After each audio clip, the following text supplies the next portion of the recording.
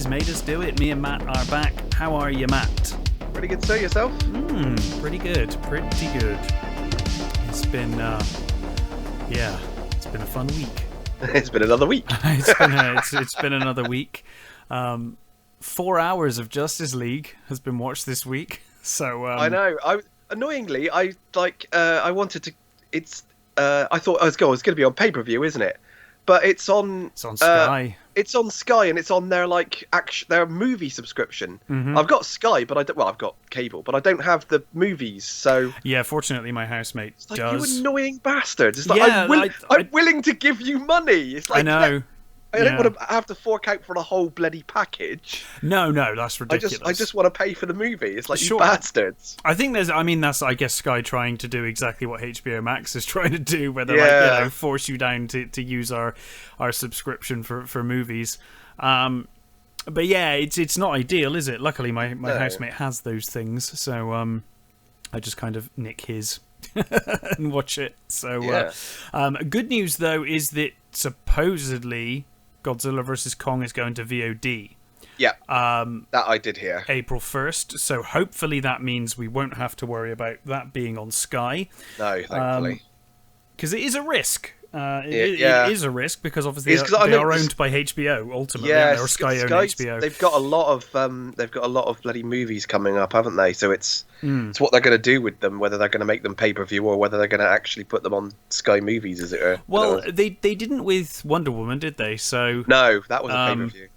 So hopefully, Godzilla vs. Kong will just go to Amazon or somewhere else, YouTube, where we can watch it and all that good stuff. Yeah. But really enjoyed talking Kill Bill Volume 1 last week. Yep. Good Absolutely. stuff. That's only just gone live because I've been busy. Yep. 4 hours of Justice League to watch doesn't leave you a lot of time for anything else. Did you watch it all in one go? Or I did watch it all all in one go, actually, yeah. Ooh, brave. Yeah, I wasn't planning on it, and then I was like, oh, why not? I mean, that's kind of not necessarily. It could have been a chore, but I'm guessing if it was a chore, you probably would have broken it up. For sure. Towards the end, I was starting to flag a bit. Numb bum. Yeah. Well, yeah, and also I don't know. We'll get into it when I talk about it. But well, did you want to start with that then? I can start with it. Yes. So might as well, since we've been talking about it. We keep calling it the Snyder Cut, but really is officially Zack Snyder's Justice League. Yes, exactly. Yeah. Directed by Zack Snyder, starring Ben Affleck, Henry Cavill, Amy Adams, Gal Gadot, Ray Fisher, Jason Momoa, Ezra Miller, a billion other people. It's an all-star cast, and the cast is really, for the most part, superb. And I don't think that was ever an issue, was it? Really, with these movies? No, not really. That's not. The cast's certainly not an issue. And of course, you've got more people in this one that like I think Iris West's in this one, isn't she? Iris West is in this because she was in like the trailers and stuff, and and then they completely cut her out of the movie. Yeah, so she's in it. There's a few other surprises that I probably shouldn't spoil. There are some surprises in this, some surprise cameos and new characters, old characters, all of that kind of stuff. Yeah. So that's all going on. It's been a while since I watched 2017's Justice League. That cut. I the beginning of this year went and watched them all again. I went through them from Man of Steel onwards. So I've got it pretty fresh in my mind. Now Justice League 2017 definitely turned up on Netflix sometime last year, and I think I watched it then. Yeah. So I watched it sometime last year, and it is still an absolute fucking mess of a film. It really is. We both had a more positive review for Batman v Superman than most people, I think it's fair to say. I think that's fair to say, yeah. But obviously it had its issues. But that was nothing compared to Justice League. Justice League for me was the worst of all of them by a long shot. Yeah. But I did, even then you could see that it had the little diamonds in it. I mean, the Batman fight, and there's some really great stuff in it. But as with all of these things. Are you talking Justice League? Yeah. Yeah. As with all of these things, though, it's far more frustrating when you see something good in it. You can see the potential, but it's just ruined through editing and through whatever. And the tone of Justice League 2017 was all over the place as well. It was a real mess. And most of the time, the CG was terrible. Yeah, the CG was really bad. I particularly remember Cyborg looking horrendous for most of the movie. But of course, that was it. And the Snyder Cut didn't exist. It doesn't exist. It's never coming out. It doesn't exist. It's all a myth. You're talking crap, says Warner Brothers and a bunch of other people. And then suddenly, sometime late last year, it does exist. And here it is. I think that's the thing about this one. It seems to be obviously they did a lot of reshoots and they did a lot of adding to it for sure. But by the sounds of it, there was quite a lot done. So it's 4 hours. Yeah, exactly. They didn't film 4 hours of footage over the last couple of months. No, because they went back and started doing stuff again. Bearing in mind they would have been doing it during the pandemic as well, so filming wouldn't have been all that easy. I'm assuming most of it was just green screen and they just, did it that way. But it's a really interesting thing. I wasn't really looking. I wouldn't say that looking forward to it was the word I'd use. I was really curious. It's a really unique situation. Even more so than like the Donner cut of Superman and that kind of stuff. It's or Superman 2. It's a very different beast because it was such a different movie from what Zack wanted to make. Zack obviously left due to the tragic suicide of his daughter and all of that horrible stuff, and then the studio fucked him over. So I was really pleased this movie was getting made, just because you fucked him over. And I think, regardless of how I think of him as a director, occasionally I'm not the biggest Zack Snyder fan, if I'm honest. He deserved this movie. And plus, I think the thing is, he had a genuine plan. He had a genuine plan. They bought into the plan. 2 movies. Well, the thing is his plan was almost dictated by them. They said what they wanted, so he put his plans around. He built his plans around what they initially wanted, but which then is a darker universe. Yeah, they wanted They wanted a darker universe than Marvel did, so that is exactly what they gave him, and then they fucking lost their bottle and screwed him over. And that's what we both said at the time. Is like, I think we're kinder on these movies because we prefer that darker tone anyway. Mm-hmm. It's at least refreshing. Plus, I've always been I'm a DC fan. I've always been a DC over Marvel. I've kind of gone between the two. I guess I was probably more Marvel when I was a young kid. X-Men. As you are when you're that kind of age, just like being an outsider and stuff. X-Men. Well, that's it. I think when that's. But then you kind of when I got a bit older, it was more Batman. I think Marvel wise, it was super. It was Spider-Man and X-Men for me. And I mean, I never liked Captain America or Iron Man was a bit hit and miss for me. He had some great stories, but I was never really a massive fan. And I loved characters like Doc Strange, who we had to wait years to we had to wait till like phase 3 or whatever it was to get get Doc Strange. But whereas for me, I was all about like Superman and Batman and Wonder Woman, and so I was so hopeful when they started doing decent movies. I mean, again, depends on your bent, but I think I really love Man of Steel. I think I like it a lot. So I hated Man of Steel when I first saw it. I hated it when I first saw it. And I was very sniffy about it. I've come around to it. Like you, I have come around to it. I say this quite a lot because some of my friends always who are big fans of Man of Steel quite often say to me about Man of Steel, because it was one of the ones I was most outspoken about at the time. I was like, it's bloody awful.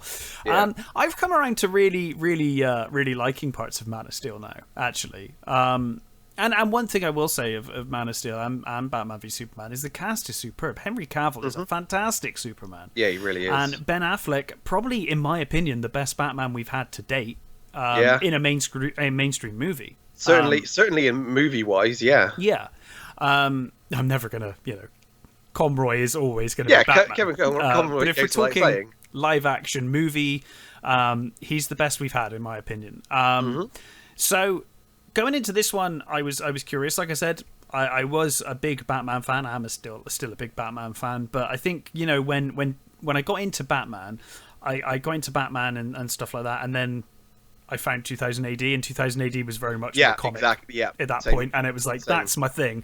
And Batman was cool, but then, you know, obviously the animated series and the movies. I think the thing is that the British comics are so different from what the Americans were doing. Sure. Yeah, I mean, there's a reason in the late 80s and 90s why the American comics were getting all the British writers and artists over. There was, you know, there's a reason, because they were doing new stuff and they wanted, you know, new stuff for those characters. Yeah, absolutely. So yeah, Justice League 2021, Zack Snyder, the Snyder Cut, is, yeah, like I said, more out of intrigue than genuine want, I think is safe to say.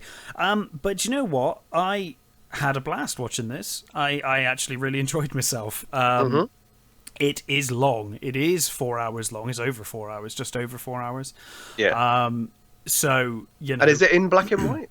No, it's not in black and white. It's not in black and white, okay. It is, however, in an old TV ratio. I don't know why Zack Snyder decided on that. He put it in a strange ratio.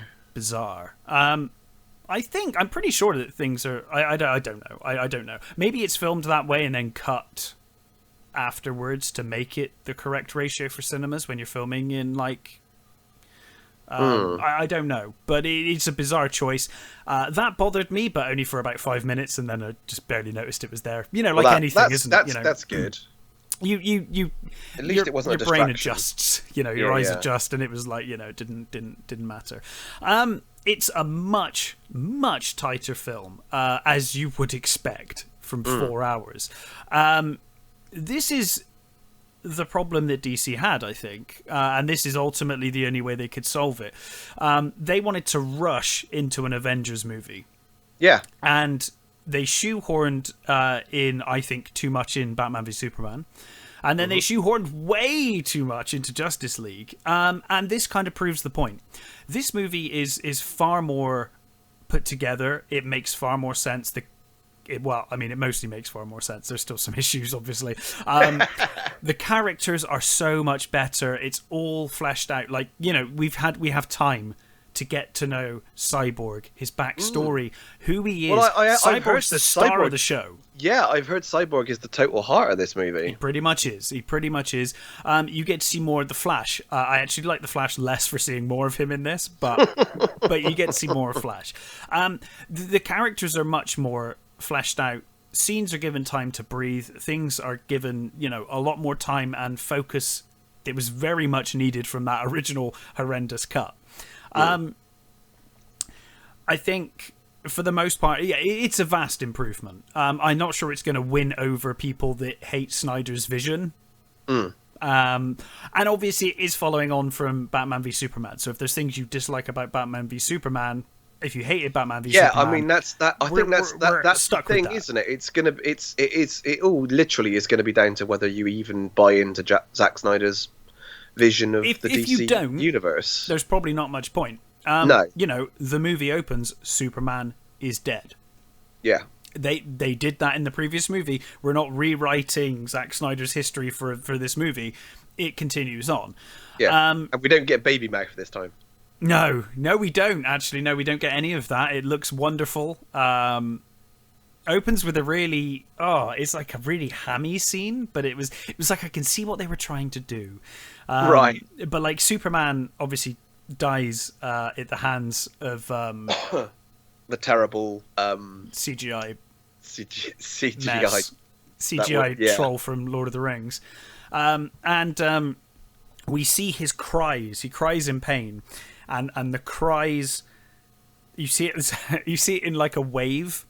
Yeah, it's supposed to be like his death scream, isn't it? Yeah, sort of thing. And it goes all around the world, and then it looks really hammy. But it does make an interesting. You know, I can see what they were trying to do. It was one of those, like, when I started watching, I was like, oh, this isn't good. This is already not good. But it's what they basically did to visualize the idea that basically the mother boxes have been inactive.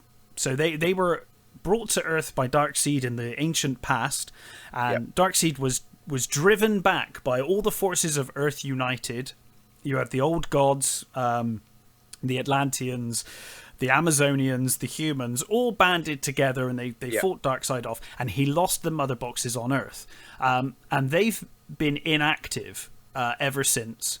But basically, when the cries of Superman are heard around the world, the mother boxes reactivate, and Earth kind of comes to the attention, due to Lex Luthor, of Darkseid. Or Darkseid. I've never known how to pronounce that name. Well, that's the thing is when I used to read it as a kid, I always read it as Darkseid. Yeah, well, it's kind of written seed, isn't it? But then people say side, so I'm never sure. Yeah, I think it's supposed to be Darkseid. Who knows? Anyway, that man sends Steppenwolf to Earth. So the beats of the movie, pretty much the same as what you saw in Justice League. Mm-hmm. Much more fleshed out, and for the most part, entirely different, although hitting the same beats. Scenes that you've seen before play out very differently, and things that you've seen, like, it doesn't, at no point watching this was I like, I've seen this scene. It's like, no, I've seen this scene the first time around, and now, like, for example, you've got the siege at the is it like a museum or something where the school kids are, and then Wonder Woman comes in, saves them. Is it supposed to be the Louvre? Maybe it's meant to be the Louvre. I hadn't noticed. Maybe, or is it in England? I forget where it is. I think it's in England. There's English police, and everyone's speaking English. It's probably the National Museum then, or the National. British Museum. Sorry. Which bugged me, by the way. What's that? 0 out of 5 stars, Zack Snyder, because fucking Britons do not talk about blocks. The fucking terrorist in there's like, this will blow up 5 blocks, and it's like, well, what the fuck's a block? Well, I don't even know what a block is. I'm English. I'm like, what? The English don't have blocks. I have never known how big a block is as an English person. I have I have no concept of what a block is. But anyway, that scene. It's literally, if you look at a map of it's self-evident New York, if you look at a map, literally they are in blocks. Mm-hmm. They have streets up and down and. Square. So they have blocks. Mm-hmm. I think Paris is the same. I think. Right. It's a weird pet thing of mine, actually, that when the fire of London happened, and they were going to rebuild London, originally there were plans to make London into blocks. Yeah. They basically, people had already started rebuilding their houses on the ashes of the house they had before. So in the end, they just went, fuck it, we'll just rebuild London how it was, which is why London is such a fucking mess. Yeah. So we do not have blocks. But yeah, anyway, that aside, that scene, that pet peeve aside, that the scene plays out pretty much the same. Wonder Woman comes in, makes her safe, but it's edited in a very different way, and it's edited, I think, in a much better way. So, even the scenes you've seen are very different in the way they're cut, edited, with bits added. Well, I suppose it's almost literally like you read a story to 2 people, and then you say, now go and film it. So it's they've literally just gone and done that. Really. I think a lot of the stupid shit from Justice League is gone now. That weird family in Russia, or wherever it is, Russian family, gone. They're not even mentioned. They're just not there. It's irrelevant. I think it gives Batman a lot more to do. It's supposed to be a humanizing element, isn't it? It's one of those things that I always find weirdly misjudged in a lot of movies. It's like, oh, we need a human element. We need to see like families and stuff. It's like, no, we're not here to fucking see. And and also isn't.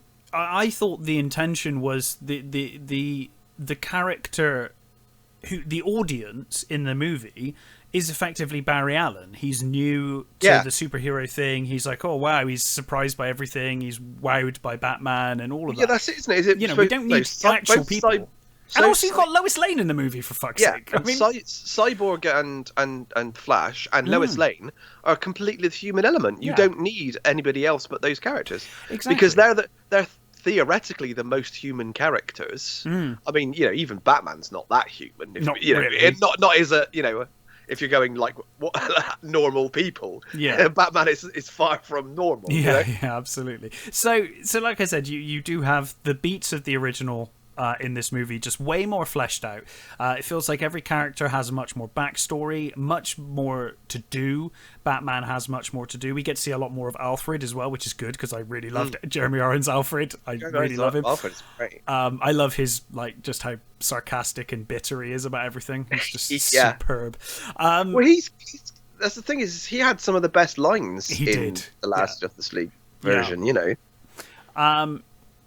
It's split into about 5 parts anyway, which is weird because it was kind of obviously almost ready to be made into a series, and then that's what they were going to do. Yeah, I think they changed their plans a number of times, haven't they? But those parts come up on screen. It'll be like part 1, part 2, part 3, part 4, part 5, with a title of a subtitle. That's very strange. It's a very odd choice, but I guess it's quite nice in a way.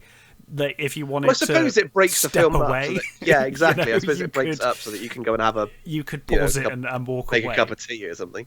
Yeah. Which I mean, I did a couple of times. I'm not going to say I sat there for 4 hours. I did make a drink occasionally and grab a snack. So, but overall, it's a vast improvement, low bar, but a vast improvement on Justice League. And I really enjoyed it. I don't know that I would sit through 4 hours of it again, but I'm not huge into superheroes these days to really feel the need, I guess. Maybe I would. I don't know. I'd probably watch it in parts if I was going to watch it again. Well, I guess you just leave it long enough, I think. Yes, yeah. But I can't imagine you're desperate to sit another 4 hours, this minute. Desperate to sit another 4 hours. It was very enjoyable. I think it's a vast improvement on the original. I think it's a reasonably good superhero movie now. It's a pretty good one. I've heard I'd probably put it above Endgame, to be honest. I wasn't a big fan of Endgame. Okay. I put it above that. Well, Infinity War was better. Infinity War was fantastic. I don't know, actually. Endgame was alright. But I put it around a lot better. Yeah, he's better. He's more fleshed out as well. That whole story everything's more fleshed out. You've got 4 hours to really flesh out everything. Cyborg, I really didn't like Cyborg in the original cut. I absolutely loved him in this. It's not like he got a lot to do, really, is it? And I think that's half the problem. But seeing more of Cyborg and more of Cyborg's story, I really like Cyborg now. Weirdly, Flash I like less. They do a really. I think that suffers from the Ezra Miller thing, though, doesn't it? He just doesn't work for me as Flash, and the more he's in it, the more I'm like, no, you really don't suit Flash for me. Yeah. And there's a really weird his introduction with Ira West is weirdly pervy, and it comes across really weird, and it's just in my opinion, it's really misjudged, and it's weird. Oh, okay. But I won't go into too much. Just when you see it, you'll know what I mean. Yeah. It comes across really pervy and creepy and weird. But fine, whatever. Visually, it's a CGI fest, as you would expect from Zack Snyder. Yeah. So you kind of have to be, though, doesn't it? Really, the CG is a lot better for the most part. Most of it looks really good. Some of it a little bit ropey. Cyborg looks way better. Right. So it does, for the most part. It looks a lot better. The music, oh my god. Right. So we need to accept. Well, I thought they were using more of Junkie XL's soundtrack this time. Because I think the last time I don't think they are. I mean, maybe they are. If Junkie XL had an off day, I don't know. Oh, really? You didn't think it was? Because I thought it was. Awful. I heard it was good. Right. So the music is fantastic. Yeah. Where Junkie XL or Hans Zimmer's music's being played, and when that's not being played, it's either a woman just making moaning noises. Oh, okay. Or it's like the lowest royalty-free music you could have found online just to shove into a scene. That's how it feels to me. It was terrible. But to be honest, I think, it's widely known Zack Snyder edited this for free.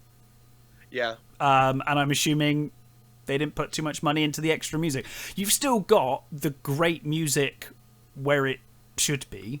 Yeah, I think you've got Superman's theme. You've got Superman's theme. It actually theme. Much more of a callback to Man of Steel and also Batman v Superman in the score.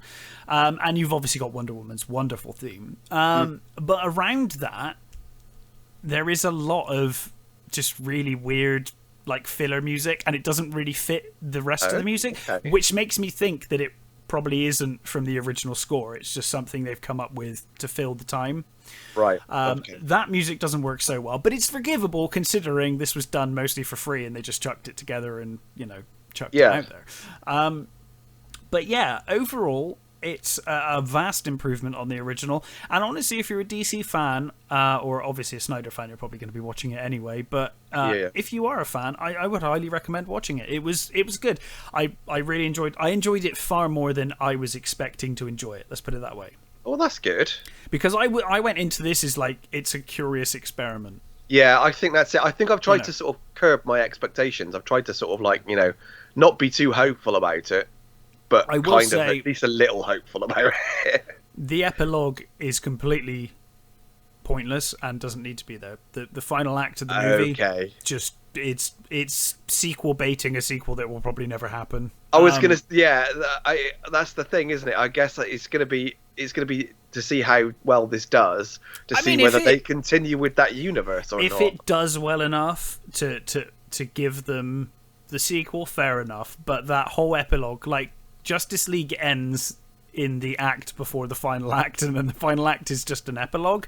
And that's where you get all your nightmare sequence and all the cameos in the world. Right, because I think they are still doing the Flash movie, aren't they? They are still doing the Flash movie, yes. Because the Flash movie is going to lead into all the other universes, basically. Yes, yeah.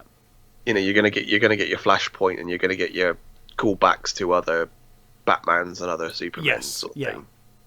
So, the Danny Elfman score's gone, by the way. That's been ditched. Well, that's fine. There's no more of the callbacks to the original Batman score. Gone.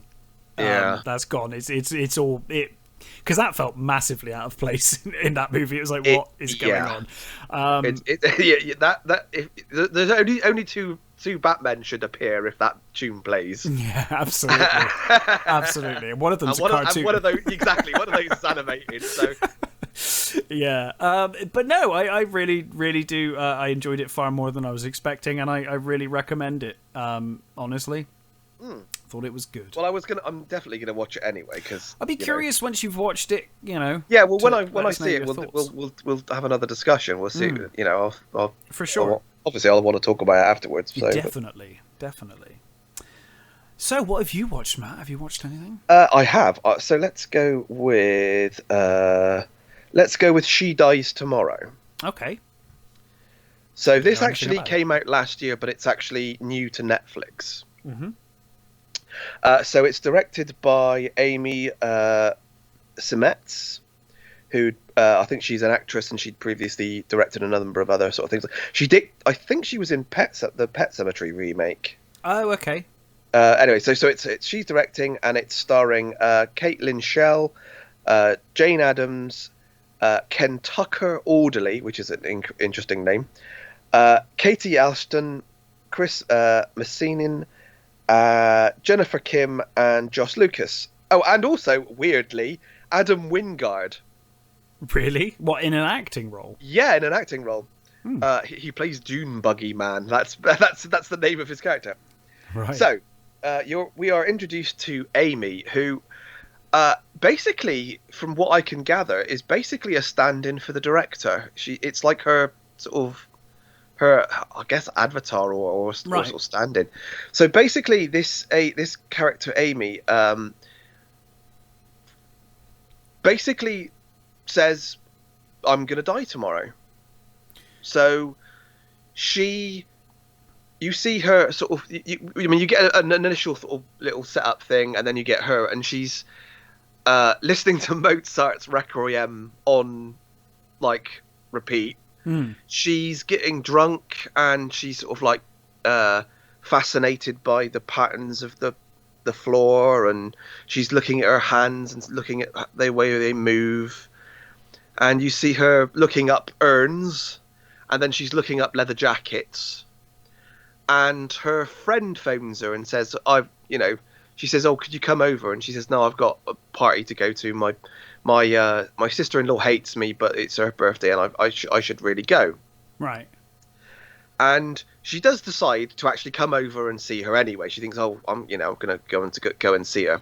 So she goes to see her friend, and her friend is stood in the sort of garden with a leaf blower and in a party dress, sort of drinking. Mm-hmm. And she turns around and she says,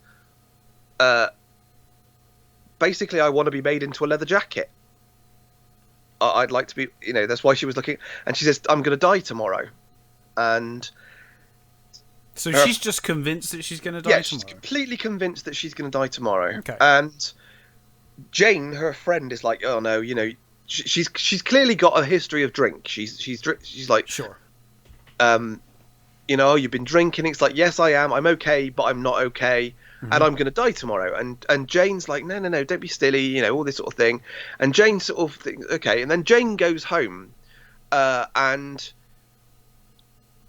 Jane is looks like she's an artist that makes art from microscopic pictures of, I think it's blood, but it doesn't say it's blood, but it's some sort of substance that she takes out of a petri dish in her fridge. Right. And she makes art from these things. And you've got her sort of like looking into this sort of thing, and you get this other cut scene back to Amy, who seems to be having these like hallucinatory sort of visions. And there's lots of, do not watch this movie if you're an epileptic, because it's like more flashing lights than an indie disco. Okay. It's like, and she goes through some sort of like ecstasy sort of thing, and she's sort of seeing all these sort of things, and you're not really seeing what she's seeing as such. You're sort of close up of her face with just light sort of flashing on her, and she's having these like weird things. And you go back to Jane, and Jane is like looking through this telescope, and then all of a sudden Jane thinks, "Yeah, I'm gonna die tomorrow as well." And right. So it's kind of becoming infectious, and basically then goes back. She goes like disheveled in her pajamas. She goes to her brother's and her sister-in-law's like birthday party, and they're like really weird, snobby. Well, she's a real sort of snobby bitch, and she's having this weird conversation about dolphin sex and stuff. And she clearly hates Jane, and Jane is like completely like, "Oh, I'm going to die tomorrow." And there's like all the dinner guests are all sort of like listening to her, and they all think, "Well, she's a bit fucking mental." And then slowly but surely they start thinking, "Oh, well, yeah, I'm gonna die tomorrow as well, I think." Yeah. And it spirals into this, like, literally, it's like the idea of death is almost like a virus. Okay. And you see, so just like the paranoia and the thought. Yeah, I think from like what the seed's been planted, and people are So what I can gather from what I've heard the director say, is that all these things are from her anxieties about seeing the news and being in lockdown, and how when she talks about things, it's like these anxieties have moved on to other people, and she just got this idea that, what if, because we're all gonna die. We are all gonna die. It's one of those things. It's just a fact. But the idea that, well, actually, what if I am gonna die? Like, what if I'm gonna die tomorrow? And it's this whole idea of, it moves through these people, and it just keeps going and spiraling out. And it's a very fucking odd movie, and I did enjoy it, but it's really not going to be for everybody. I would say it's a sort of art horror. Right. Not that I would say it's a horror movie. It's down as a comedy, drama, fantasy, but I would call it a sort of an art house horror movie. Oh, is how I kind of would describe it. Because you've got the sort of the Amy character. She's obviously sort of like haunted by in a flashback you see with her boyfriend. She has some a decision she made when she was younger. I'm not going to spoil it. A decision she made, is obviously haunted her, and I think that's kind of what set this whole thing off. It's another. Well, it's in her mind. the actual thing came from somewhere else, because it's to do with her. Yeah, I try not to just spoil anything, but that's fair enough. It's it has this sort of like each individual person, when they start thinking about what's happening to them, it's like two of the guests, they go and do something after they leave this sort of the party, and they go off, and the conversation they have together, this couple, are like, well, they've come to the realization that they're going to die, so they're completely honest with each other. They go and do this thing they do, and it's like, yeah, well, I should have done this ages ago. I don't know why I didn't do this. And it's weird. It's like, it's all this. The main character, Amy, she has this sort of like weirdly freeing sort of thing, and she sort of becomes obsessed with things. Or she goes and does a few sort of things that obviously she didn't do before. She's like, she just gets it's like, oh well, I might as well fucking do it now. I'm gonna die. So she just goes and does this thing, and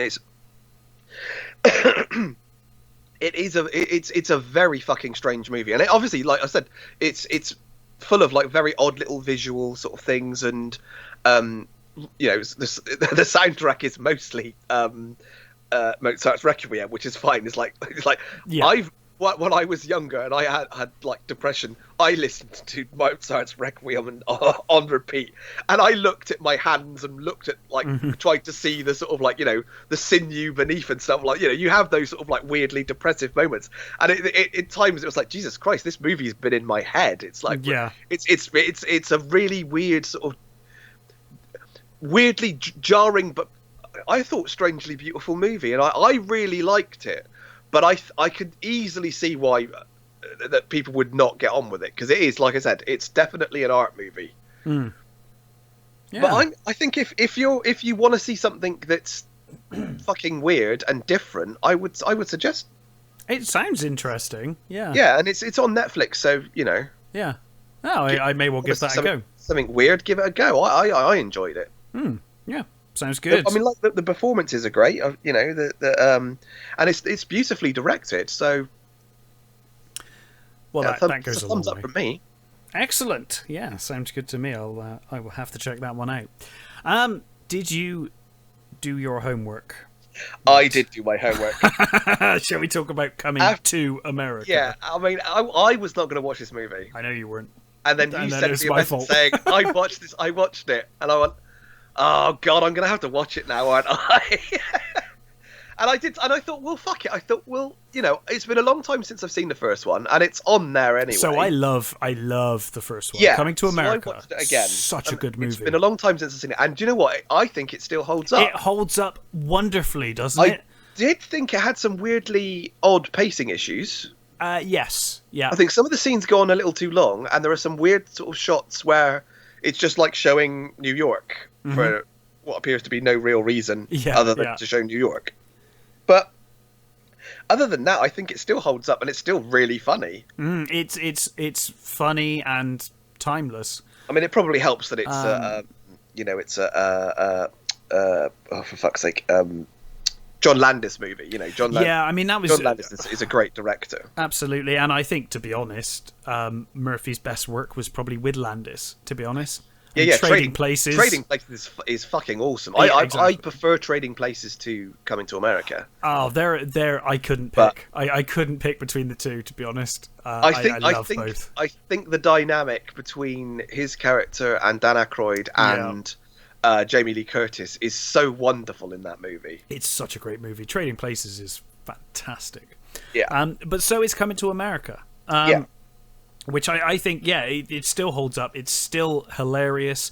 And it really is timeless, which is the opposite of what we have with Coming to America. Yeah. Which I felt was probably dated by the end of me finishing the movie. To be honest, like it's so 2021 that like it's out of date now. Like it's like all of its references, it goes out of its way to be so in the moment. Yeah. So what did you think of Coming to America? So I think the weird thing is for me, like you said about the it's very 2021, and the weird thing for me is it's it's doing its best to be woke as fuck. It's got these three. Akima's got these three daughters, who basically are the Chipettes from the Chipmunks. Mm-hmm. They got no real actual characterization other than the fact that there's the older one who's a bit tough. Say the older one probably has the most character. There's a middle one who's basically bookish, and then there's a little one, and it's like, they're the Chipettes, aren't they? They're literally. But what gets me is they do all these little things like, for woke things like, there's the restaurants now doing like meat-free stuff and all these like, but the actual story itself doesn't use any of that. And also it's interesting as well because like they'll do things where it's like I forget the name of the McDonald's thing. McDougal's? McDowell's, that's it, McDowell's. So they're like, we do we do a vegan burger now. Yeah. But then they all hate it and they think it tastes disgusting. So it's kind of like, I don't know if they were trying to be woke or trying to comment on it or no, but I think that it all seems really mishandled, whatever they were trying to do. Yeah. And I think actually for me sums up this movie better than anything else. It's really awkward. Mm-hmm. It's just awkward, like and everything's badly timed and just it's weird. And also I think there's it because it doesn't have any of the sort of the bite of the original movie, because I think Eddie Murphy is basically, he's apologized to jokes he made in the 80s. And you think, no, just don't apologize to them. They were off the time. Exactly, own them, and you don't have to keep making those jokes. No, exactly. Don't make them now. Them, and I think because his humor doesn't quite know where it is now. I don't think it certainly feels that way, and the humor in this, I've got to say, I don't think I laughed once in this whole movie. Right. No, I mean, maybe once, maybe. I really, the one thing I will say, I loved seeing James Earl Jones and seeing him giving shit to Arsenio Hall was hilarious. That was probably the funniest bit for me. Other than that, I didn't really find any of this movie funny. So I found a couple of bits funny. I found Wesley Snipes funny. I'll tell you what as well, Wesley Snipes is the only person in this movie that can do an African accent. He's also the only person in this movie that looks like they're actually enjoying themselves. He looks like he's having a great time, doesn't he? Yeah, he really does look like... I mean, Murphy and Arsenio Hall kind of look like they're enjoying it, but they definitely still look kind of lost. He's definitely getting into his roles, Murphy. Like all of his numerous roles, he definitely is playing them, and he seems to be enjoying himself. But you're right. Yeah. You're absolutely right. It's nothing compared to Wesley Snipes, who looks like he's having the time of his life. Yeah, and I thought I was actually I did like it when like Salt and Pepper and On Vogue and oh blimey, what's her name? Oh, for fuck's sake, what's her name? I don't know. Okay. It's the bit where they were doing the tribute to his father. And Gladys Knight. Sorry, Gladys Knight turns up, and I thought that was great. I love those bits. And when Oha sings the Prince song, that was hilarious. I genuinely think those bits were funny, but overall, it was like, God, this is going by. Awkward. So I mean, we have to say, so the main storyline is like the rule is that he's got no son. He's got 3 daughters, and the rules state that he has to have a male heir. Yes. So there's all that stuff about you didn't do your duty, you can't produce a male, and all that sort of stuff, which he gets from his father, and he gets from the Wesley Snipes character. Yes. And then randomly he finds out that when he was in Queens from the first movie, he was raped. Yep, pretty much. And ended up with a son. Yeah. And I kept expecting them to like do a blood test at some point, and it turned out to not be his son. I thought the same as you, when I started watching this movie, I thought this movie's going to end with the daughter becoming queen, because he will change the rule so that she can become queen. Yep. And it will turn out that he is not his son, and he will end up falling in love with the queen. Yeah. That's what I thought the movie was. But no. There's a shaman who has had a vision that he has a son. They've done an artist sketch of the son, which is exactly identical to how the son actually looks. He was raped. He was raped by Leslie Jones in the 80s. And Leslie Jones is another of those actresses who's like, does anybody actually find Leslie Jones funny? I think you either find her funny or you don't. But the problem, the only problem I have with Leslie Jones is that she only seems to play the same character in every single thing she's in. So if you don't like her, if you don't find her funny, like there's no point in seeing her because she's just going to do the same act. I mean, she's been doing the same act in every film I've ever seen her in. She's in it not that much, thankfully. No, she's not, and she plays the role fine. But it's like you know, I guess she just plays that character in whatever she's cast in. So it's like we've cast Leslie Jones. It's like, well, I know what character she's going to be. Yeah. You know, she's going to be that character. But yeah, I like you. I thought that would be that it wouldn't be his son in the end, but no, it is his son, and he was drugged and raped while he was in Queens during the first movie. Yeah, and they literally spend like 5 minutes in America. This should have been called Coming to Zamunda.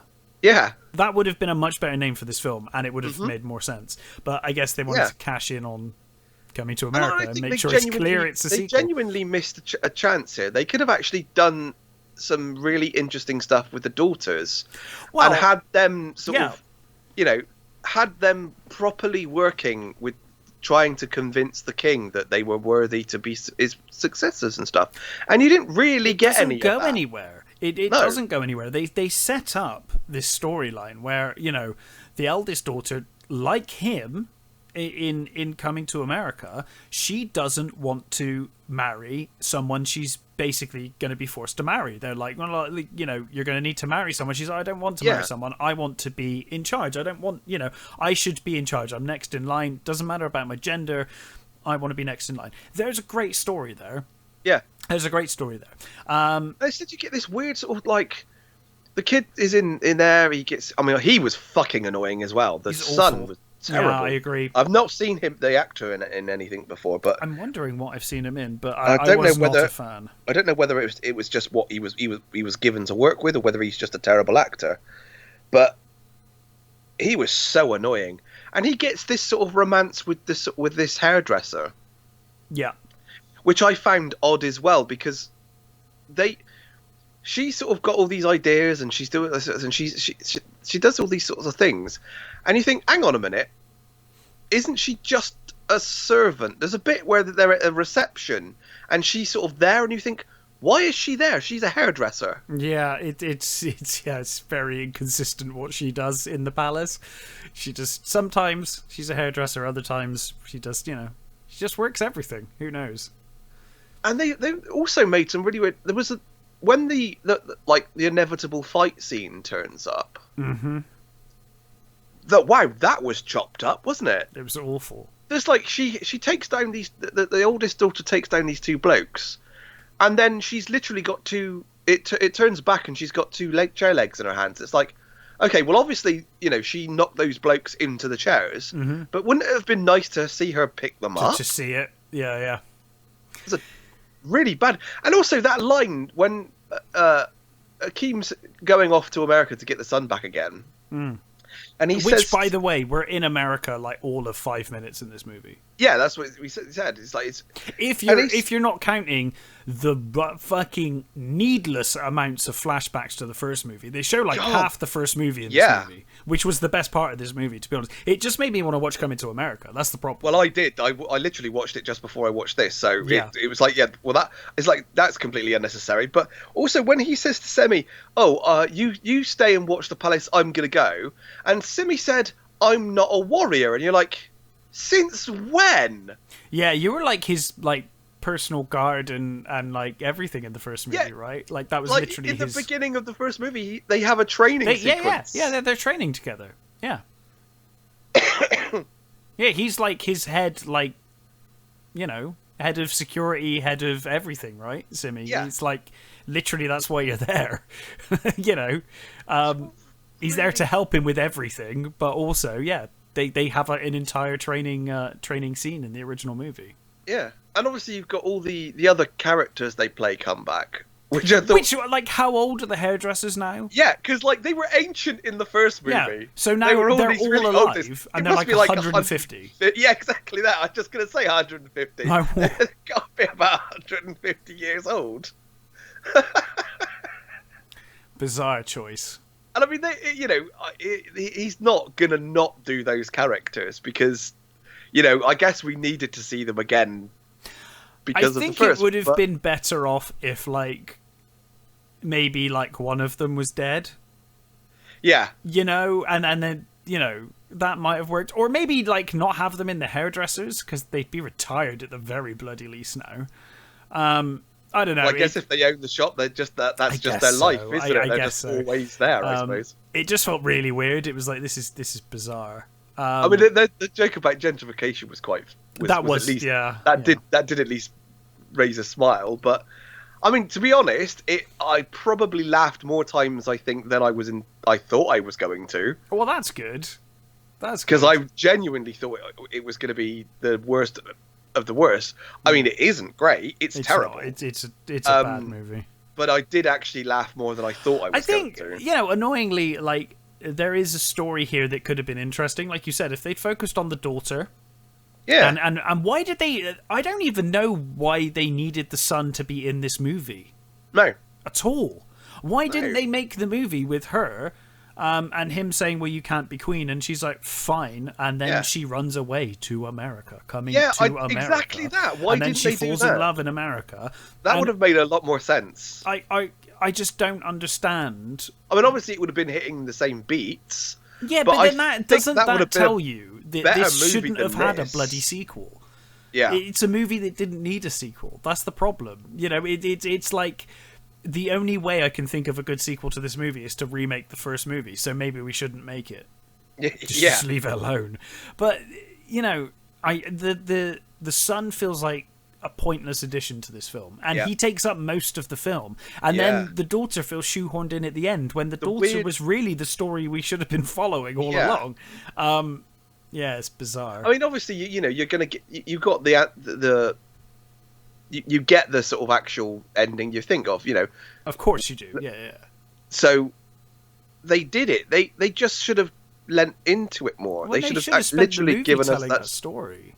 No, not like we don't need to see his bastard son fighting a CGI lion for.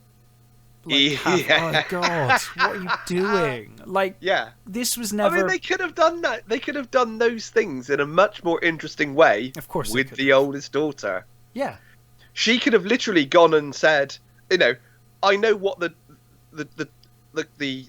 tests are to prove that I'm a worthy king. I will go and do them. So why didn't they do that? Yeah. It would have been a much more interesting movie to watch. Yeah, I think it's very. Very strange, considering they keep making these weird woke jokes, that they didn't actually do a film that lent more into the female characters. Absolutely, they should have lent into the female character. I think it would have been a far better movie for it. And I also think, like, for me, the humor was pretty much awful for most of the movie. I mean, we've got, like, Wesley Snipes' character is from the country of Nextoria. Like that's literally the level of humor we're dealing with in this film. It just feels like it feels, and this is a terrible thing to say when you're talking about someone as talented as Eddie Murphy, but it feels like a movie from someone that is completely out of touch and just trying desperately to seem cool, like your dad at a party. It's like this humor is just really ropey, and to your point on being woke, I think the whole stuff with the shaman in that, I'm surprised they even did that now. They're certainly not going to get away with that for very long. No, like, that's not going to age well at all. I thought that was in poor taste right now, to be quite honest with you. And I mean that whole thing with the rape thing was another, like, why? What an odd choice to make, that you have a bastard son and it was rape, but that's okay because you've got a son. So. It was okay for Wonder Woman, wasn't it? I mean, yeah, well. So I guess it's fine. Fucking not go back to that, Jesus. I've still not watched that. Don't bother. You're not missing anything. I know, you really aren't. I'm not going to pay for it, so if when it's free, I'll probably watch it. When it's on TV, watch it on TV. Yeah, or it'll end up on something when it, Yeah, I expect Amazon will get it eventually. Exactly. Unfortunately, I love Coming to America, and I really wanted this to be good. And unfortunately for me, I think it's especially when you know that, stuff that has taken so long to get a sequel, like we keep bringing up Cobra Kai. When you know that they can do it, when you know that they can actually make something good from absolutely something from the 80s, in particular, it can work, and this really doesn't. It falls into all the bad things about just trying to make a sequel to a 30-year-old movie or whatever it is now. Yeah, I mean it feels instantly dated, and really awkward. That's for me. And I mean the director it's Craig Brewer, who he's done some really good stuff. Black Snake Moan, and he did The Legend of Tarzan, which I actually quite enjoyed, even though it's not great. I enjoyed it. And he's done, Hustle and Flow. He's a good director. But again, it's like even some of the directing choices are like, well, they're all over the place. He did Dolomite Is My Name as well, which was actually which I haven't seen it, but apparently is really good. And apparently Eddie Murphy is fantastic in it. Yeah, well, I mean, this is the thing. Eddie Murphy's one of those guys that keeps making comebacks, and usually he's fantastic. When he comes back, you're like, oh, I don't know if he's still going to be able to pull it off, and he does. And Dolomite was one of those where it was like, yeah, still got it, But then following up with this, it's like, oh, this is just, this is not great. At least for me, I mean. People may enjoy it. I really didn't. I mean, I've seen a lot of reviews for it, and I think they're all saying the same thing, that it just shouldn't have happened. Yeah, it's a real shame, because I would have loved a good sequel to Coming to America. I'm also annoyed that it's called Coming to America, because that's another terrible choice. And like I said, it should have been called Coming to Zamunda, because we're in Zamunda like most of the film. So why is it called Coming to America? They go to America twice in the movie, and I think they spend all of 10 minutes in America. Yeah, it's almost literally just to see the other characters. It is. That's all it is. Absolutely. Just to see the old characters, like the Reverend and the barbershop guys. Mm-hmm. Yeah. So yes, Coming to America. Certainly not recommended by me. God no, me neither. No. So have you seen anything else? Just watch the first one. Absolutely, watch the first one. If you've never seen the first one, watch the first one. It's a great movie. Tremendous but film. This one, don't fucking touch with the barge pole. It's fucking awful. Yeah. And I did think what was quite funny is James Earl Jones's scenes were clearly done on his own, away from everybody else. Yes. Because there's no way he's in the same room as everybody else. No, absolutely not. So I have seen The Little Things. Okay. This is directed by John Lee Hancock, who'd previously done The Blind Side and Saving Mr. Banks and the Highwayman. And it stars Denzel Washington, Rami Malek, and Jared Leto. Wow, okay. And it's basically a throwback to sort of 90s noir. Great. So it's written by Hancock, and apparently he wrote it in the 90s. Initially, I think he wrote it for Eastwood. Oh, interesting. And I think it's been one of those movies that's just stuck in like development hell for like years. It's been attached to a lot of different sort of directors, and it's never got made. And I think he finally decided to make it now. So you're introduced to Denzel Washington's character, who is this he's a cop working in a sort of small town in sort of California, and his boss gives him this job of going to pick up some evidence from LA. He has to go to LA and he has to pick up these boots that are to do with the crime that they're trying to get someone for. Right. And while he's there, you basically come to the realization that he used to work here. This is his old stomping ground. and through some previous thing, he basically either retired or he moved away, and he just became like a beat cop in a small town. Mm-hmm. And his captain, for some reason, hates him. His ex-partner still likes him, but there's obviously some sort of tension there. And he sees this briefing by Rami Malek's character about this murder, and it's very reminiscent of one of his previous cases. Right. So he kind of stays around and sort of helps Rami Malek's character. So you get this sort of it's almost like it wants to be Seven or Zodiac, right? Something like that, mm-hmm. And it doesn't quite hold up to that. That's a shame. Denzel Washington is fantastic. Of course, that almost. He's interesting. He's playing a sort of a more washed up character than usual, and it's quite. That's quite interesting. It's quite good what he's doing here.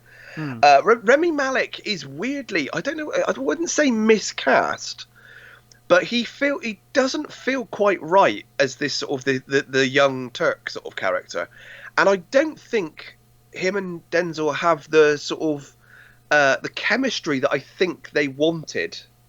They feel a little forced together, I think. Jared Leto basically becomes their main suspect through, a series of sort of, detective work. Yeah. They come to the conclusion that this is their man. Mm-hmm. So they want, they like him for this thing, and there's this sort of weird sort of cat and mouse thing with him, and he's clearly a very fucking weird, odd guy who's like obsessed with crime, with murders, and he's got a sort of a weird history, and he's sort of got a history of having different sort of cars and things, and all things kind of click into place that this is our guy, this is our murderer, and Jared Leto is doing his creepy best. He's like, he's playing this fucking weird, sort of oddly sort of limping character who maybe he is the murderer, maybe he's not, and it's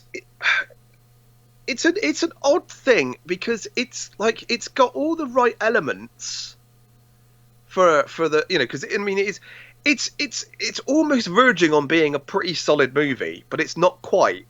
You know what I mean? It's the performances make it better than it is.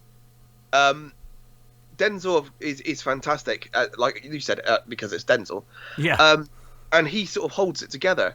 Now, what I do think works, I mean, despite some fucking terrible choices on the detective's behalf, the Rami Malek character, what we end up with at the end has completely divided people. Oh. The end, it doesn't have the usual ending, so I'm not going to spoil it. But there's an interesting end. The ending worked for me. I really liked how it ends.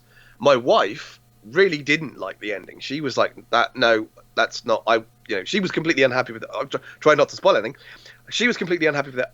It worked for me. It was an I thought it was a very interesting ending, and I think there's the ending itself and the performances are what makes this a cut above the usual sort of Seven knockoffs. You know what I mean? Yeah.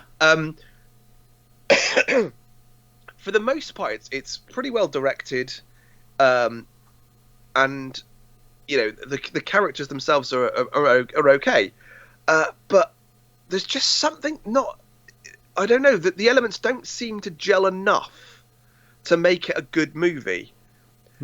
That's a shame. It sounds interesting. It is. That's the thing. Is it's because it's not original. It's nothing new. It kind of puts it. It has a sort of dent for it, but overall, I think it's a good enough movie. Yeah, it's a nice enough detective movie. It's just not a great detective movie. I think if you want to see a good Denzel performance and a relatively good detective movie, go and see it, because it's okay. It's an all right movie, but you're really not going to see anything revolutionary or revolutionary. Yeah. The only thing I think that puts it above a lot of them is the actual end itself. I think the end itself is, like I said, it's divided people, but personally, the ending worked for me. I think what they did was a nice thing, and I think it's a nice setup and a nice idea, and then when the ending happens, it's like, okay, right, fine. I was very satisfied I'm not I know it's difficult. I'm not going to split, but it worked for me. It's really not going to work for a lot of people. I will say that it's definitely one of those hit or miss endings. It depends whether you want to go with it or not. And I think I went with it. I was fine with how it ends. But like I said, great performances, mediocre movie.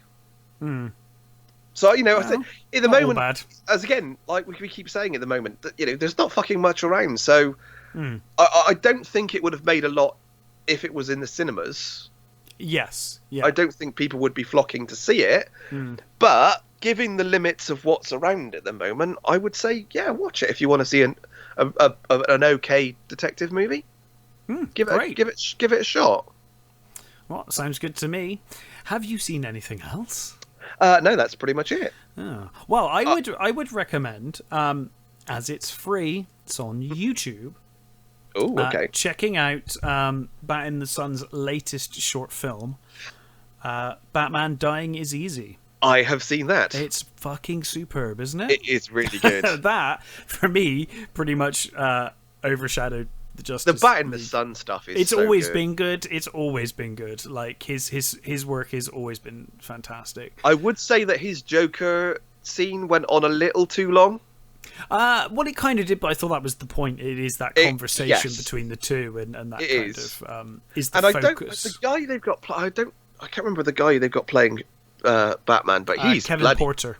Yeah, he's amazing. Right, he's so good. Like, as an older Batman, he is perfect.